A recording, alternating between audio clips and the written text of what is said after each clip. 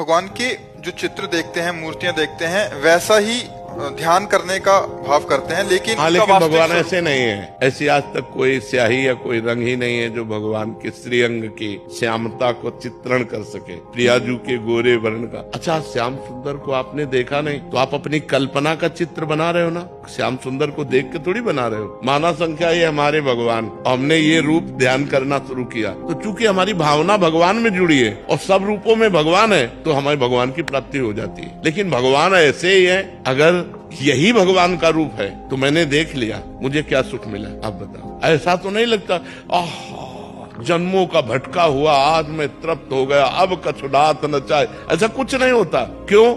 मलिन अंतःकरण, मलिन नेत्र, मलिन भावना, तो निर्मल प्रभु विराजमान है। लेकिन करोड़ काम मूर्छित हो जाए इतने सुंदर है बिहारी जी, कैसे हम देख सकते हैं? वो रूप जो बिहारी जी का है, वो देखने की क्षमता, और वो रूप केवल नाम प्रदान करेगा, केवल नाम। राम नाम राम रूप को प्रकाशित कर देगा, कृष्ण नाम कृष्ण रूप को प्रकाशित कर देगा, राधा नाम राधा रूप को जो अपने ध्यान में हम जैसे किसी भी ध्यान छवि का नहीं करते, नाम जब करते हैं और नाम से जो ध्यान आता है तो फिर कहीं कुछ अच्छा नहीं लगता, कुछ अच्छा नहीं, क्योंकि वो रूप जो नाम दिखा रहा है वो असली दिखा रहा है। और ये सब भावनाएं की गई ना, तो हम किसी भी छवि का ध्यान करें, क्योंकि ध्यान भगवान का कर रहे हैं तो हर छवि भगवान में विराजमान है। कहो तो कहा जहाँ प्रभु नहीं, लेकिन भगवान का जो स्वरूप है वो अद्वितीय है, वो अनिर्वचनीय है, वो अलेखनीय है। भगवान के नेत्र, भगवान का रूप, भगवान सच्चिदानंद। तो लेखनी प्राकृतिक, स्याही प्राकृतिक, तो सच्चिदानंद को प्राकृतिक लेखनी से कैसे उतारा जा सकता है? कोई ताकतवर व्यक्ति आपसे ईर्ष्या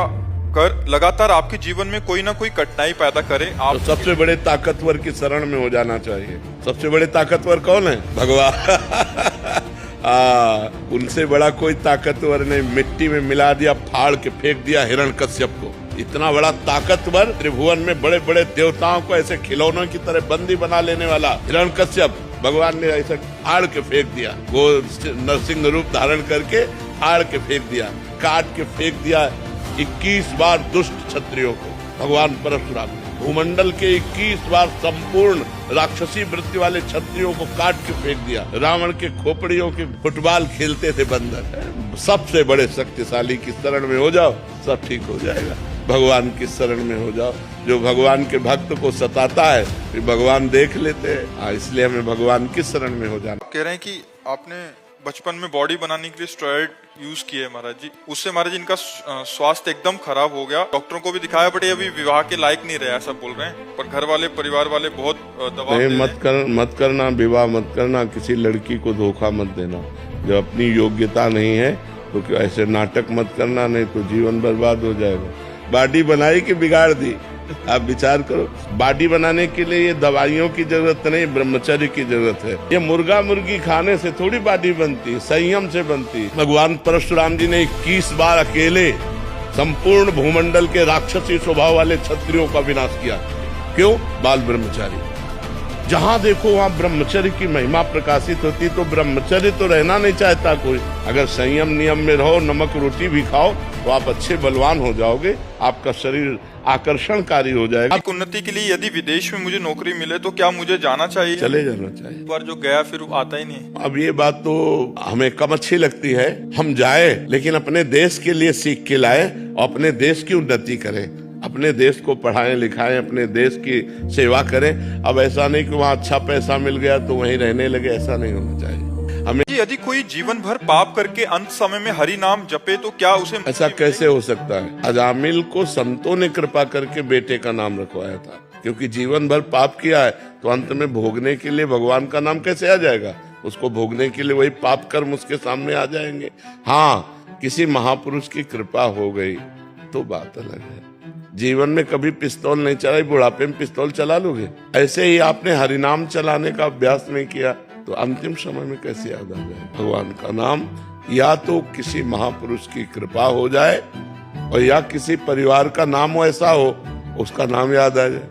जैसे अजामिल का काम बन गया, उनके बेटे का नाम नारायण था तो पुकारा नारायण, तो बात बन गई अंतिम समय। महाराज जी, बाहर से तो खुश रहना आ गया लेकिन अंदर से दुख को कैसे खत्म करें? वो खुशी क्या जो बाहर से करे, ये तो ड्रामा हुआ। ये बाहर से गंभीर रहिए लेकिन अंदर से आनंदित रहिए। अंदर से आनंदित रहने के लिए भगवान का सुमिरन है। अगर भगवान का सुमिरन करो तो हृदय से आनंदित रहोगे।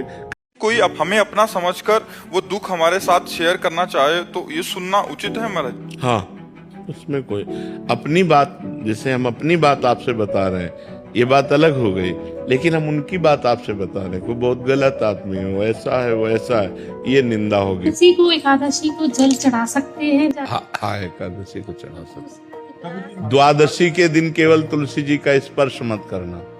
द्वादशी के दिन ना तो पत्ता छुए और न तुलसी जी का स्पर्श करे द्वादशी के दिन, और किसी दिन भी जल चढ़ा दे, सब सेवा करे।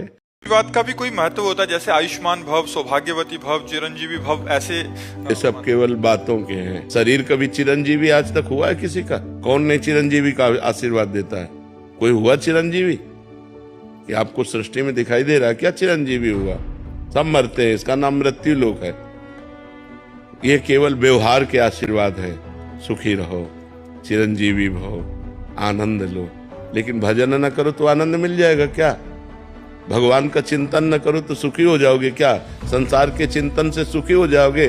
चिंता, शोक, भय, उद्वेग, मृत्यु, जन्म, ये बार बार प्राप्त होंगे जब तक भगवान की शरण में नहीं होगे।